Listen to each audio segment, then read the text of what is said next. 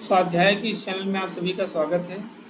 जैसा कि पिछले वीडियो में हम लोग आरआरबी ग्रुप डी में जो परसेंटेज के प्रीवियस ईयर क्वेश्चन थे उनको सॉल्व कर रहे थे, तो आइए उसी के आगे हम लोग आज कंटिन्यू करते हैं। तो हमारा आज का पहला प्रश्न है कि एक शहर की 62% जनसंख्या शिक्षित है। यदि शहर में अशिक्षित लोगों की संख्या 24,567 है तो शिक्षित लोगों की संख्या हमें ज्ञात करनी है।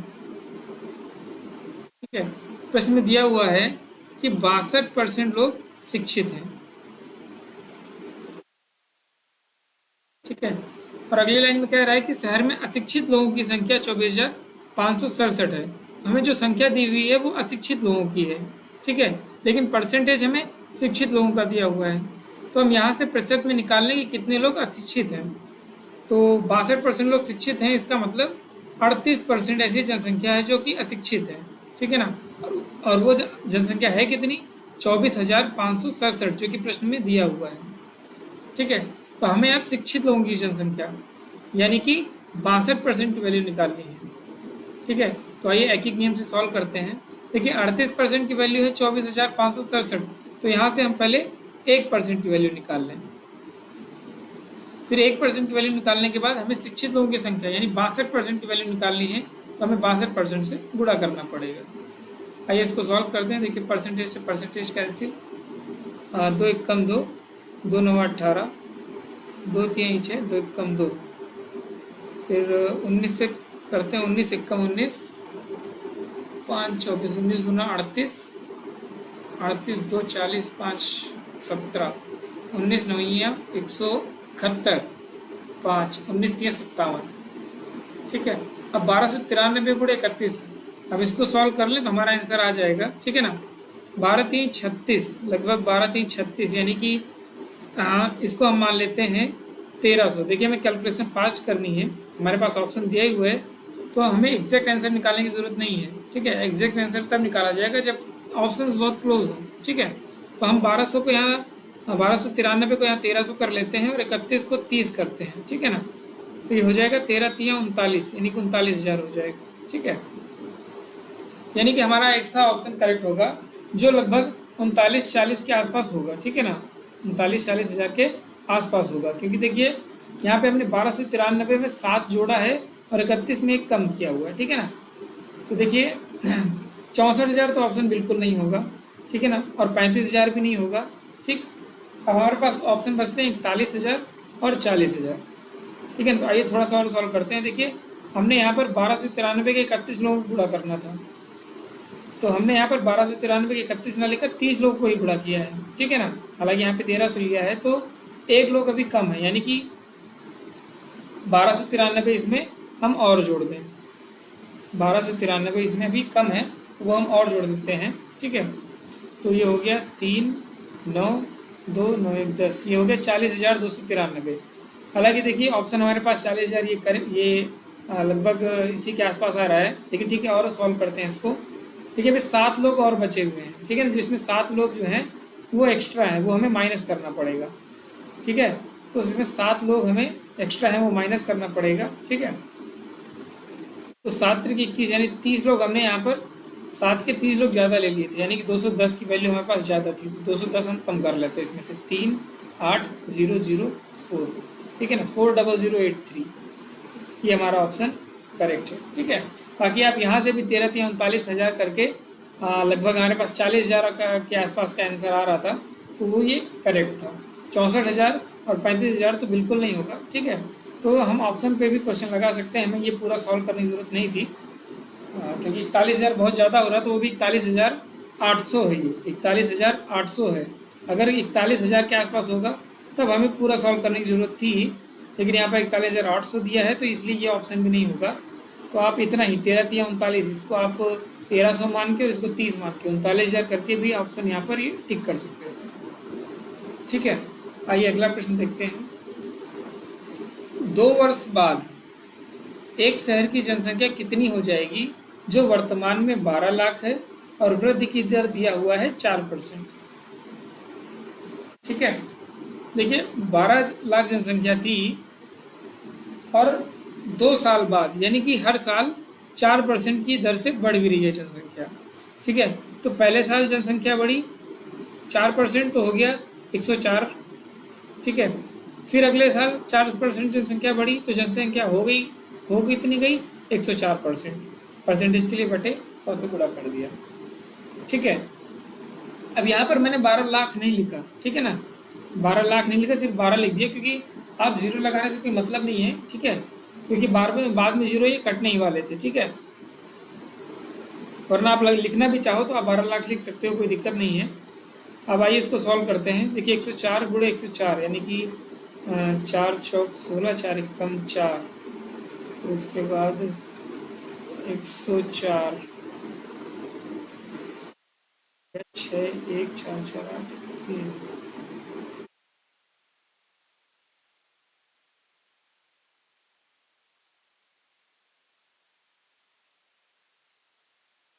के बाद इसको 12 से गुणा करना है।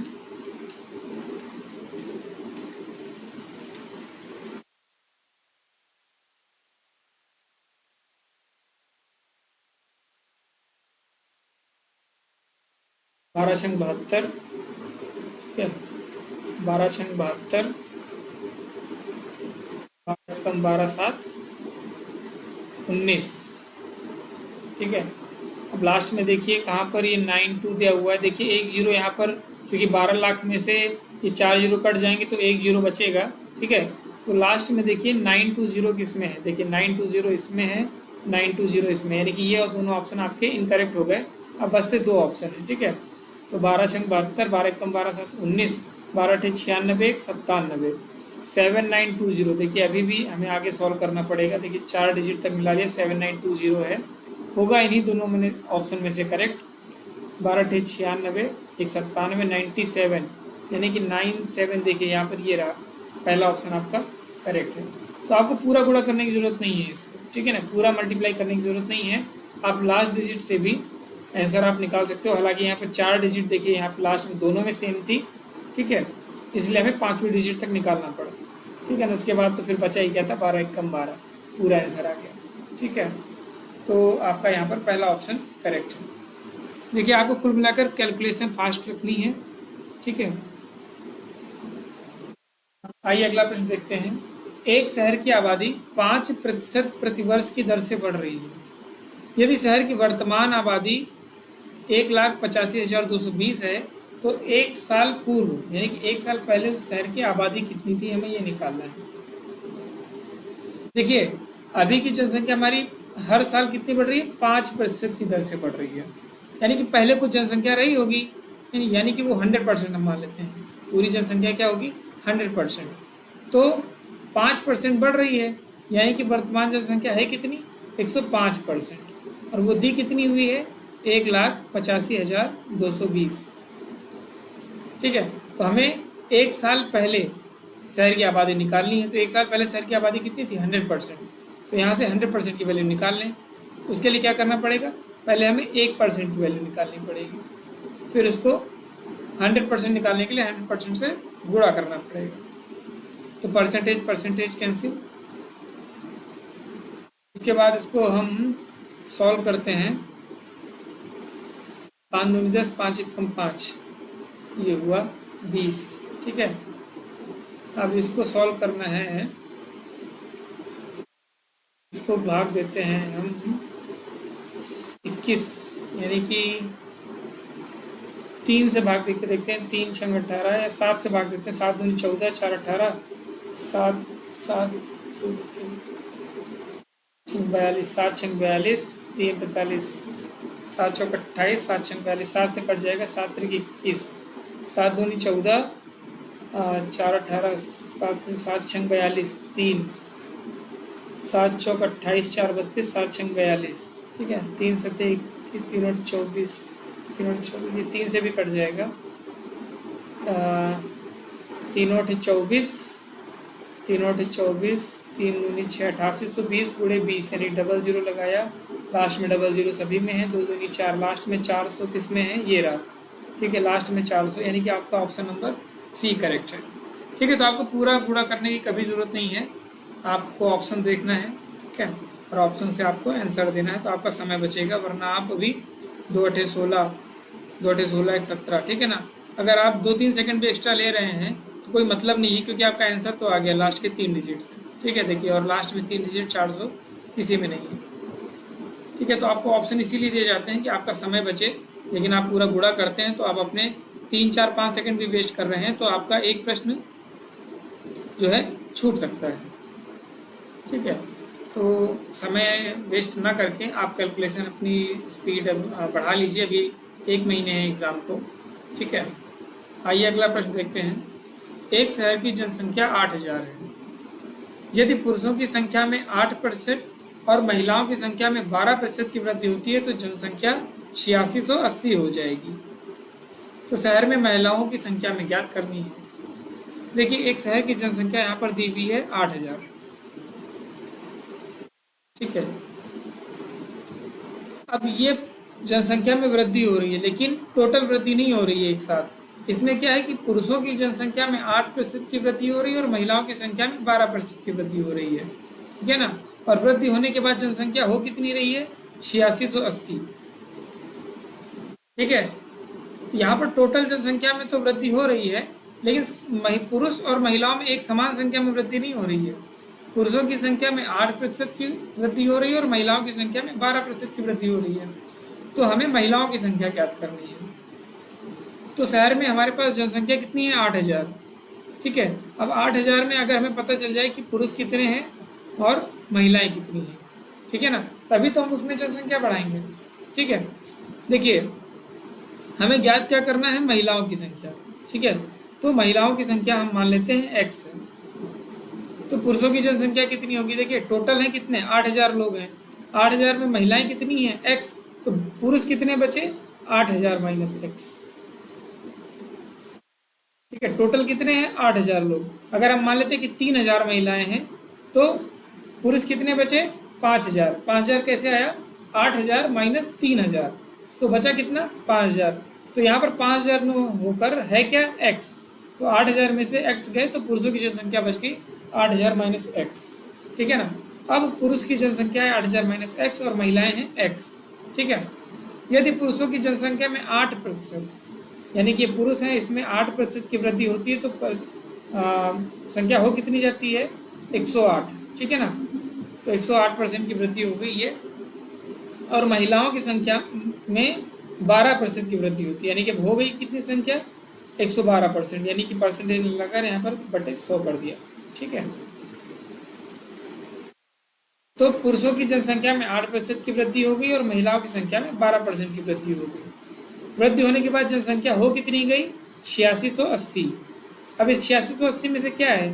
पुरुष भी हैं और महिलाएं दोनों लोग हैं, और दोनों की बड़ी हुई जनसंख्या है 8680 में, ठीक है। तो मैंने दोनों को ऐड कर दिया। अब ये टोटल जनसंख्या है कितनी?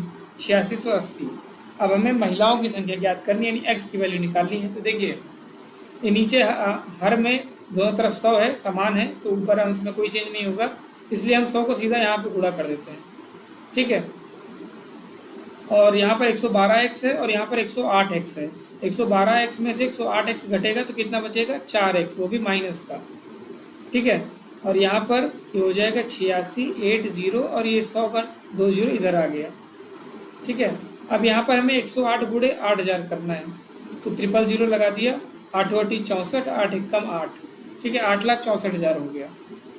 देखिए, यहाँ पर कितने हैं? 8,68,000 और यहाँ पर है कितना? 8,64,000, ठीक है। तो देखिए, यहाँ पर 112 प्लस का था तो यहाँ पर प्लस आएगा, ठीक है ना। 112x प्लस का था और 112x में से 108x घटेंगे तो 4x प्लस का बचेगा, ठीक है। अब देखिए, 8,64,000 इधर जाएगा तो बचेगा कितना? 8,68,000 में से 8,64,000 गया तो 4,000 बचा, और इधर है 4x, तो x की वैल्यू आ गई 1,000, ठीक है। आपका ऑप्शन नंबर डी। और अगर पुरुषों की जनसंख्या पूछी जाती तो पुरुषों की जनसंख्या होती 7,000। 8,000 में से 1,000 महिलाएं हैं तो पुरुष कितने हुए? 7,000, ठीक है। तो हमारा ऑप्शन नंबर डी करेक्ट है कि 1,000 महिलाएं हैं। आइए अगला प्रश्न देखते हैं।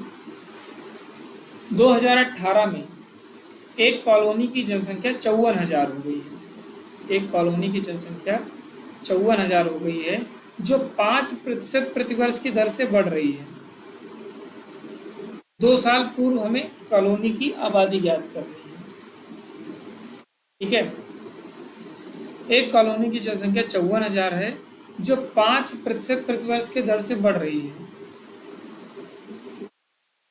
2 साल पूर्व हमें कॉलोनी की आबादी ज्ञात करनी है। तो देखिए, अभी की जनसंख्या है कितनी? 54,000। ठीक, तो ये 54,000 है क्या? ये 54,000 है वर्तमान की जनसंख्या, जिसमें 5% पहले बढ़ी थी और फिर 5% बढ़ी थी, यानी कि दो प्रतिवर्ष 5-5% बढ़ी थी। ठीक है, तो ये जो वैल्यू हो गई, ये 105 गुणे 105% की है। 105% बढ़ी थी, फिर 105% बढ़ी थी। ठीक है ना, और ये जनसंख्या है कितनी? 54,000। अब हमें 2 साल पूर्व कॉलोनी की आबादी ज्ञात करनी है, यानी 100%। ठीक है ना, उसकी वैल्यू ज्ञात करनी थी। तो देखिए, पहले 1% की वैल्यू निकालेंगे। तो 1% की वैल्यू के लिए यहाँ पर 105% 105% से गुणा कर दिया। ठीक है, अब हमें 100% की वैल्यू निकालनी है, वो भी 2 साल के लिए। तो पहले 1 साल के लिए ये निकाला और फिर 1 साल के लिए और गुणा कर दिया। ठीक है, तो यहाँ पर हमने अलग अलग करके डायरेक्ट कर दिया है। ठीक है, अब देखिए यहाँ पर परसेंटेज से परसेंटेज कट जाएगा ये। ठीक, और 5×10 5 एकम 5, 5×10 5 एकम 5, 5×10 ये हो गया। ठीक है, अब इसको कट करते हैं किससे? 7, 3×7=21, 3×1=3, 3×8=24, 3×7=21, 3×6=18, 6,000 हुआ। ठीक है, अब ये हो जाएगा 6,000 गुणे 20 बटा 7×7=49। ठीक है, 6,000। अब इसको हम सॉल्व करने का तरीका देखते हैं। 60 गुणे 100 लिख देते हैं इसको, और ये 20 गुणे 20। ठीक है, और ये 7×7=49 है, नीचे इसको 50 कर देते हैं। ठीक है, क्योंकि अभी देखते हैं ऑप्शन हमारा एग्जैक्टली आता है या नियर अबाउट आता है, देखते हैं। अब इसको अगर हम 50 मान लें तो 50×2 100। ठीक है, ये हुआ 6×2 12×2 24×2 48,000। ठीक है, 48,000 हुआ ऑप्शन। ठीक है, तो देखिए 50,000 ऑप्शन में नहीं होगा। ठीक है, अब 45,000 ऑप्शन में नहीं होगा। ठीक है, अब ये 48,980 और 49,500 है। तो देखिए 48,000 के नियर अबाउट आ रहा है, क्योंकि हमने 49 किया है। ठीक है, तो 49 किया है, तो यहाँ पे थोड़ा और कम, इसमें 50 किया था, थोड़ा सा ज़्यादा आएगा, ज़्यादा। ठीक है, थोड़ी वैल्यू यहाँ पर ज़्यादा आएगी, नहीं 48,000 प्लस की वैल्यू आएगी। तो 48,000 प्लस का ऑप्शन हमारे पास यही करेक्ट है। ठीक है, और ये 49,500 है। अगर ये 500 ना होता, सिर्फ 49,000 होता, तो हमें पूरा सॉल्व करना पड़ता। ठीक है ना, इसलिए देखिए ऑप्शन भी वैसे ही दिए जाते हैं। तो यहाँ पर आपका ऑप्शन नंबर बी करेक्ट होगा। तो आपको एग्जैक्टली आंसर निकालने की ज़रूरत नहीं है। आपको यहाँ पे एग्जैक्टली 49 से भाग देकर समय बर्बाद करने की ज़रूरत नहीं है। ठीक है, आप नियर अबाउट भी आंसर निकाल के आप आगे बढ़ सकते हैं। ठीक है, आइए अगला प्रश्न है हमारा। एक शहर में प्रत्येक वर्ष के आरंभ में लोगों की संख्या में 3% की वृद्धि होती है। यदि उस शहर की वर्तमान जनसंख्या 30 लाख है, तो 3 वर्षों बाद जनसंख्या क्या होगी? ठीक है, तो देखिए यहाँ पर 30 लाख जनसंख्या है। ठीक है, और 3 वर्ष, यानी कि हर एक वर्ष 3-3% की वृद्धि होती है। तो पहले वर्ष 3% की वृद्धि हुई तो जनसंख्या 103% हो गई। फिर अगले वर्ष 3% बढ़ी तो फिर जनसंख्या 103% हो गई। फिर अगले वर्ष बढ़ी 103, तो ये 103% हो गई। ठीक है, अब इसी को हम सॉल्व कर लें तो हमारा आंसर आ जाएगा। ठीक है, तो पहले 103 गुणे 103 करते हैं। देखिए मैंने 30 लाख नहीं लिखा, क्योंकि 2 2 4 2 6, यानी कि 2 2 4 2 6 ये वैल्यू हमारी कट रही है। 2 2 4 2 6 जीरो यहाँ पर कट रहे हैं। ठीक है, तो बचेगा 3 ही लास्ट में। ठीक, इसलिए हमने पूरा 30 लाख लिख के समय बर्बाद करने की आवश्यकता नहीं समझी। ठीक है, अब 103 गुणे 103 करते हैं, तो 3 तिक्का 9, ये हो गया 309, और फिर ये हुआ। देखिए मैं कैसे मल्टीप्लाई भी कर रहा हूँ, तो आपको स्पीड में करना है। ठीक है, तो इसी तरह आपको मल्टीप्लाई करके आगे बढ़ना है।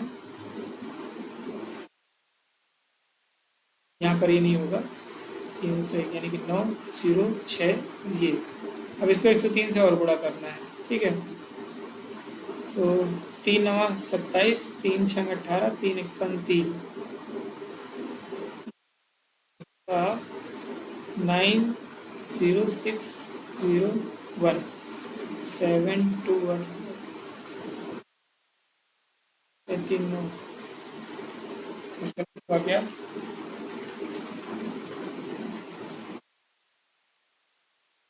सही है, ठीक है। अब इसको मल्टीप्लाई करना है 3 से, ठीक है। अब देखिए हम यहाँ पर लास्ट डिजिट चेक करने वाले हैं। 3 7 21, देखिए सब में सेम है। 3 दूनी 6, 2 8 81, सब में है। 3 7 21, 181। देखिए लास्ट में 181, देखिए ये ऑप्शन आपका कैंसिल हो गया, ये आपका ऑप्शन कैंसिल हो गया। अब लास्ट में देखिए एक डिजिट और चेक करना पड़ेगा, यहाँ 7 है, यहाँ 8 है, ठीक है। तो 3 7 21, 3 दूनी 6, 2 8 81 लास्ट में इसमें आ रहा है, ठीक है। तो ये आपका ऑप्शन नंबर सी करेक्ट है।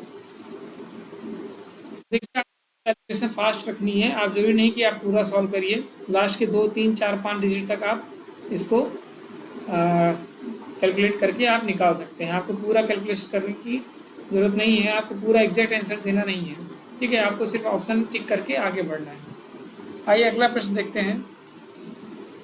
एक गांव में 200 व्यक्तियों में से 111 साक्षर हैं, तो गांव में अशिक्षित लोगों का प्रतिशत ज्ञात करना है। देखिए यहाँ पर हमें जनसंख्या दी है साक्षर लोगों की, और पूछा प्रतिशत किसका है, अशिक्षित लोगों का, ठीक है। तो हम यहाँ पर कितने अशिक्षित हैं वो व्यक्ति निकाल लें तो परसेंटेज हमें निकल आएगा, क्योंकि हमें टोटल लोग यहाँ पर दिए हुए हैं, ठीक है।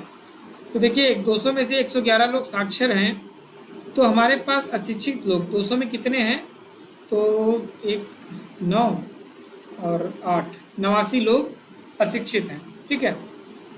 तो कितने लोगों में से, 200 लोगों में से, यानी कि इधर 00 रहेगा, इधर 100 रहेगा, तो कैंसिल हो जाएगा। ये देखिए 0 से 0 कैंसिल, तो हमने पूरा लिखा नहीं था, ठीक है। आप भी मत लिखिए, ठीक। आगे बढ़ते हैं। देखिए 89 का आधा 44 दूनी 88, 44.5%, ठीक है। आपको यहाँ लिखने की जरूरत नहीं, आप सीधा ऑप्शन टिक करिए और आगे बढ़िए, ठीक है ना। तो आपका यहाँ पर ऑप्शन नंबर बी 44.5% लोग यहाँ पर अशिक्षित रहे, ठीक है। आइए आगे बढ़ते हैं। एक परीक्षा में 85 में से 40 छात्रों ने 50% से कम अंक प्राप्त किए। 50% से कम अंक प्राप्त करने वालों की संख्या का 50% या उससे अधिक अंक प्राप्त करने वालों की छात्रों की संख्या से अनुपात ज्ञात करना है। यानी कि देखिए एक परीक्षा हुई जिसमें 85 विद्यार्थी बैठे, ठीक है। तो 85 में से जो 40 विद्यार्थी हैं, 85 में से जो 40 विद्यार्थी हैं उन्होंने 50% से कम अंक प्राप्त किए, ठीक है। और बचे कितने लोग, 45 लोग। ये 45 लोग क्या किए हैं, ये 50% से अधिक अंक प्राप्त किए हैं, ठीक है। तो हमें ज्ञात क्या करना है कि जो 50% से कम आप प्राप्त करने वालों की संख्या है, ठीक है ना, 50% से कम अंक प्राप्त करने वाले संख्या मतलब सॉरी 50% से कम अंक प्राप्त करने वालों की संख्या का 50% अधिक 50% या उससे अधिक अंक प्राप्त करने वाली छात्रों की संख्या से अनुपात ज्ञात करना है, ठीक है। तो हमारे पास देखिए 50% से कम कितने छात्र पाए हैं, 40, और 50% या उससे अधिक कितने लोग पाए हैं, 45 लोग। तो बस हमें यही अनुपात ज्ञात करना था। 5 9 45, 5 40, 9:8। देखिए दूसरा ऑप्शन करेक्ट है। देखिए यहाँ पर 8:9 भी दिया हुआ है, तो यहाँ पे ध्यान से आप सॉल्व करिएगा, ठीक है। यहाँ पर पूछा गया है कि 50% से कम अंक प्राप्त करने वालों की संख्या का इससे अनुपात ज्ञात करना है, ठीक है ना। तो जिससे अनुपात ज्ञात करना है वो ऊपर रहेगा, और जिसका अनुपात ज्ञात करना है वो नीचे रहेगा, ठीक है। तो 9:8 आएगा, ठीक है। तो ये आप ध्यान दीजिएगा, ठीक। आइए इसको एक बार और सॉल्व करते हैं। देखिए एक परीक्षा में 85 लोग बैठे, उसमें से 40 छात्रों ने 50% से कम अंक प्राप्त किए, तो बचे कितने लोग, 45 लोग। अब ये 45 लोग कौन है, जिन्होंने 50% या 50% से ज़्यादा अंक प्राप्त किए। तो बस हमें इन्हीं का अनुपात ज्ञात करना है। ठीक है, अब देखिए अनुपात में कौन सा अंश में रहेगा कौन सा हर में, ये आप ध्यान दीजिएगा। देखिए यहाँ पे लिखा हुआ है 50% से कम अंक प्राप्त करने वालों की संख्या का, यानी कि ये नीचे रहेगा और इससे अनुपात ज्ञात करना, यानी कि 5 9 45, 5 9 40, 9:8, 9:8। ठीक है, आइए अगला प्रश्न देखते हैं। एक परीक्षा में उत्तीर्ण छात्रों की संख्या 150 है। उत्तीर्ण छात्रों की संख्या 150 है और अनुत्तीर्ण यानी फेल छात्रों की संख्या 100 है। तो उत्तीर्ण छात्रों का प्रतिशत ज्ञात करना। देखिए बहुत ही आसान प्रश्न है। देखिए हमें उत्तीर्ण छात्रों का प्रतिशत ज्ञात करना है। ठीक है ना, हमें उत्तीर्ण यानी कि पास जो स्टूडेंट है उनका परसेंटेज ज्ञात करना है।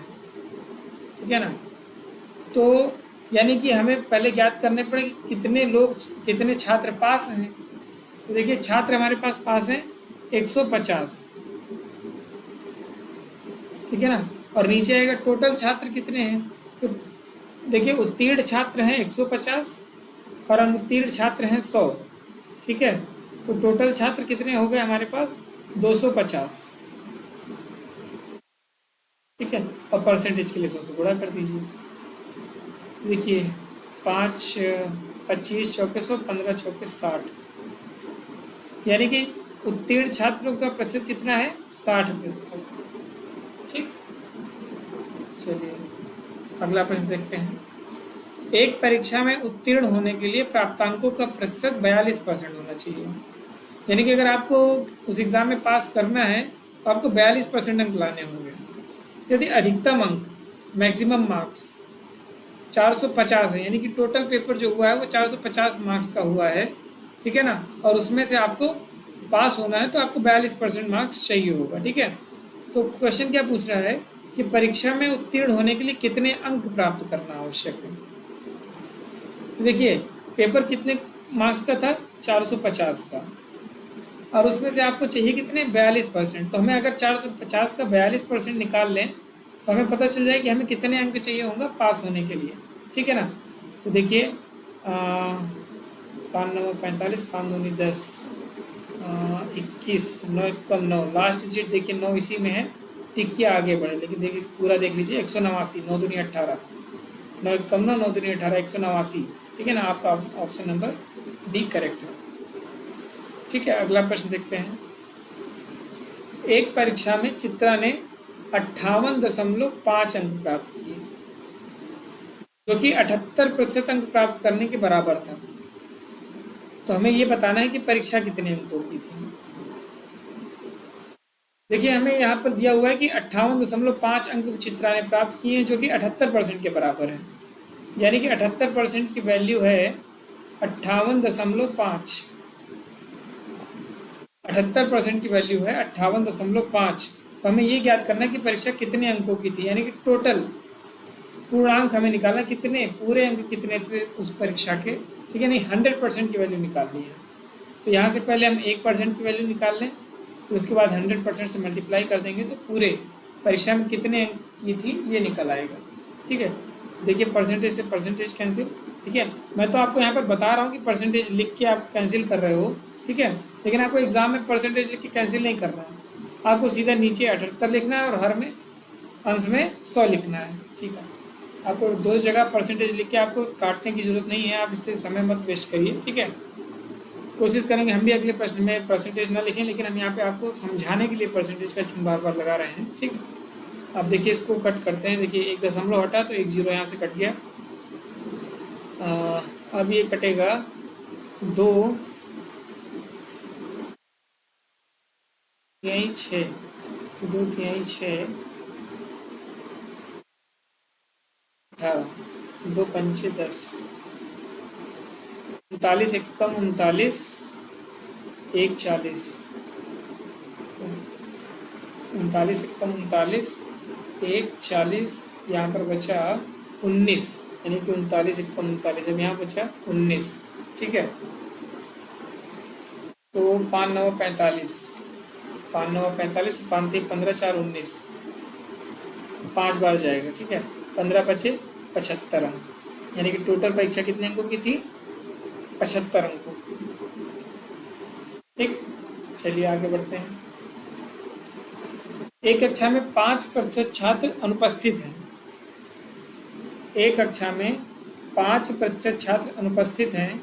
यदि उपस्थित छात्रों की संख्या 38 है तो कक्षा में छात्रों की कुल संख्या। देखिए बहुत ही आसान प्रश्न है। देखिए वहीं पर देखिए डाटा यहाँ पर दिया अनुपस्थित लोगों का, लेकिन संख्या यहाँ पर दी है उपस्थित लोगों की, ठीक है। तो देखिए 5% छात्र अनुपस्थित थे, तो उपस्थित कितने परसेंट लोग थे? 95% लोग उपस्थित थे। और ये लोग हैं कितने? 38। उपस्थित छात्र हैं कितने? 38। और परसेंटेज में कितने हैं? 95%। तो हमें कक्षा में छात्रों की कुल संख्या यानी कि 100% की वैल्यू निकालनी है। तो 95 में 100, पहले 1% की वैल्यू निकाल लें, फिर 100% की वैल्यू निकाल लेते हैं, ठीक है। 19 दूना 38, 19 पचे 95, 5 दूनी 10, 20 दूनी 40, यानी कि कक्षा में टोटल 40 यानी 40 स्टूडेंट थे, ठीक है। देखिए आपको यहाँ पर देखिए क्वेश्चन बहुत आसान आसान रहेंगे। आपको एक कॉन्सेप्ट मालूम होना चाहिए और कैलकुलेशन फास्ट होनी चाहिए, ठीक है। आप जितना से ज़्यादा रिवीजन अभी कर लेंगे उतना ही फ़ायदा आपको मिलेगा आरआरबी ग्रुप डी के एग्ज़ाम में। तो आज का प्रश्न हमारा यहीं पर समाप्त होता है। इसके आगे की सीरीज़ हम लेकर आएंगे। तब तक के लिए धन्यवाद।